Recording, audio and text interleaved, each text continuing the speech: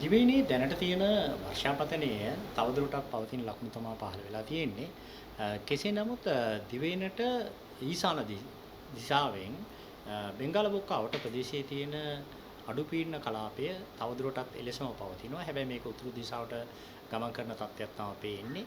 හැබැයි මේ හේතුව නිසා දිවයින හරහා තියෙන සුළං තත්ත්වය ප්‍රධාන වශයෙන්ම නිර්දිශාවෙන් හමනවා.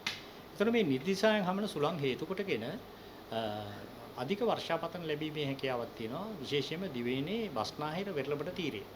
ඒ අනුව අපිට කියන්න පුළුවන් බස්නාහිර, සබරගමු, වයඹ ඊට අමතරව උතුරු මැද, තුරු, තිරිකුණාමලය, ගාල්ල, මාතර වගේ දිස්ත්‍රික්කවල උදේ කාලෙත් කඩින් කඩ වැසි හෝ ගිගුරුන් සහිත වැස්සක්යන් නිර්මාණය වෙනවා. එම පළාත්වල අහස වලාකුළින් බරව තියෙන්න පුළුවන්.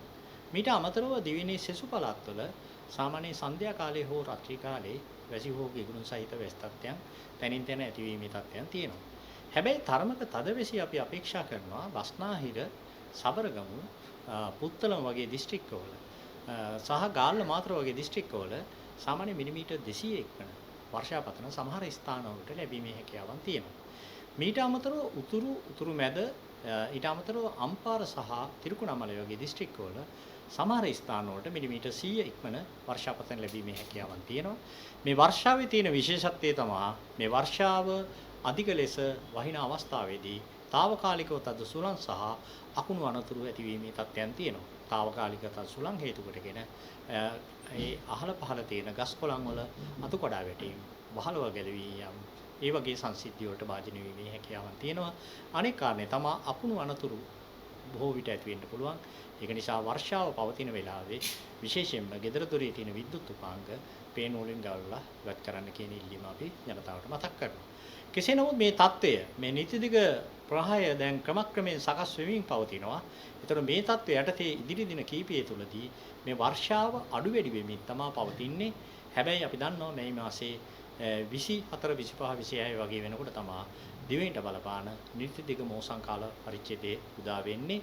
හැබැයි නීතිදිග මෝසම් කාල පරිච්ඡේදයේ තුල විශේෂයෙන්ම වෙන්නේ දිවයිනේ නීතිදිග කොටසේ උදේ කාලේ නම් අඳුරු ස්වභාවය සහ වැසි තත්ත්වයන් නිර්මාණය වෙනවා. අනිත් එක තමයි සුළඟේ වේගයත් වැඩි වෙනවා.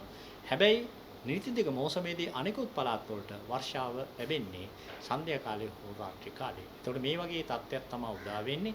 හැබැයි නීතිදිග මෝසමේ ඔන්සෙට් එක සඳහා විශේෂයෙන්ම බෙන්ගාල බොක්කාට ප්‍රදේශවල කැළඹෙන ස්වභාවයන් අඩු පීඩන කලාප බිහිවීම සාමාන්‍ය සංසිද්ධියක්. ඉතින් ඒ පිළිබඳ අපිට ඉදිරි දින කිහිපය තුළ නැවත ප්‍රකාශයක් ලබා දීමේ හැකියාවක් තියෙනවා. විශේෂයෙන්ම ඊයේ දිනේ ගත්තම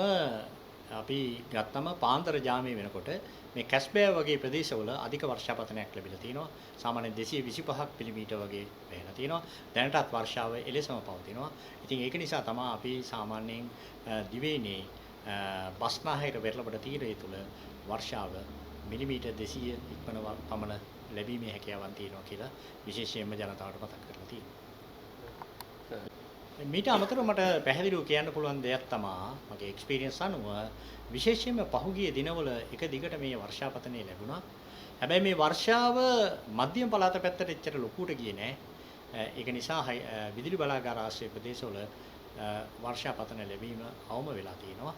හැබැයි මේ වර්ෂාව ලැබුණු නීතිදිග කොටස විශේෂයෙන්ම මේ දිගටම වර්ෂාව පැවතුන හින්දා මේ පස්වලට බර වැඩි වෙලා සාමාන්‍යයෙන් පොඩි නායෑම් ලෑන්ඩ්ස්ලයිඩ් ඒ වගේ සංසිද්ධි ඇති වෙන්න පුළුවන්. ඊට අමතරව සමහර තැන්වල ෆ්ලෑෂ් ෆ්ලඩ් වගේ දේවල් ඇතිවීමේ හැකියාවක් තියෙනවා. ඒ වගේම මේ දැන් ඊයේ දිනේදී කිව්වා දැන් මේ සුළි මේ අඩු පීඩන තත්ත්වය උතුරට බරව අඩු වෙලා මේක යනවා කියලා. කොහොමද දැන් හෙට සහ අනිද්දා වෙනකොට මේක අඩු වෙලා යයිද? කොහොමද අද තත්ත්වය කොහොමද? අද තත්ත්වය ගත්තම සාමාන්‍යයෙන් තාමත් තියෙන අඩු පීඩන කලාපයක් බවට. හැබැයි මේක හරිම ස්ලෝලි යන ගමනක් පෙන්눔 කරන්නේ. ඉතින් ඒක නිසා ඉදිරි දින කිහිපය තුළ මේක ක්‍රමක්‍රමයෙන් උතුරට බරව ගමන් කිරීමේ හැකියාවක් තියෙනවා. කෙසේ නමුත් මේකේ ඍජු බලපෑමක් නැහැ. මේකේ වක්‍ර බලපෑමද හින්දා තමයි මේ සුළං හමන රටාව මේ ආකාරයට වෙනස් වෙලා තියෙන්නේ. ඒක නිසා තමයි වැඩිපුරම දිවයිනේ බස්නාහිර සහ නීතිදිග කොටසේ වර්ෂාපතනයේ වැඩි වීමකට ලක් වෙලා තියෙන්නේ.